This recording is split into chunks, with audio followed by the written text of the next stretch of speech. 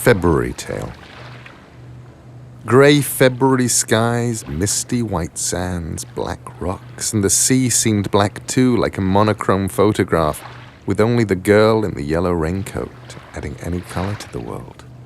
20 years ago, the old woman had walked the beach in all weathers, bowed over, staring at the sand, occasionally bending laboriously to lift a rock and look beneath it. When she had stopped coming down to the sands, a middle-aged woman, her daughter, I assumed, came and walked the beach with less enthusiasm than her mother. Now that woman had stopped coming, and in her place there was the girl. She came towards me. I was the only other person on the beach in that mist. I don't look much older than her. What are you looking for? I called. She made a face. What makes you think I'm looking for anything?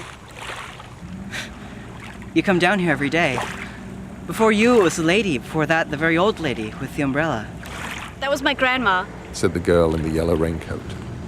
What did she lose? a pendant. It must be very valuable. Not really. It has sentimental value. Must be worth more than that if your family's been looking for it for umpteen years. Yes. She hesitated. Grandma said it would take her home again. She said she only came here to look around. She was curious. And then she got worried about having the pendant on her, so she hid it under a rock, so she'd be able to find it again. But when she got back, she wasn't sure which rock it was anymore. That was 50 years ago. Where was her home? She never told us. The way the girl was talking made me ask the question that scared me. Is she still alive? Your grandmother? Yes, sort of. She doesn't talk to us anymore. She just stares out at the sea. It must be horrible to be so old. I shook my head. It isn't. Then I put my hand into my coat pocket and held it out to her. Was it anything like this? I found it on this beach a year ago, under a rock. The pendant was untarnished by sand or by salt water. The girl looked amazed, then she hugged me and thanked me, and she took the pendant and ran up the misty beach in the direction of the little town. I watched her go, a splash of gold in a black and white world, carrying her grandmother's pendant in her hand. It was a twin to the one I wore around my own neck.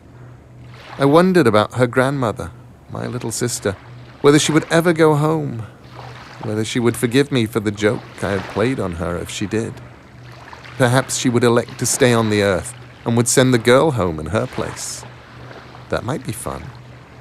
Only when my great-niece was gone and I was alone did I swim upward, letting the pendant pull me home, up into the vastness above us, where we wander with the lonely sky whales, and the skies and seas are one.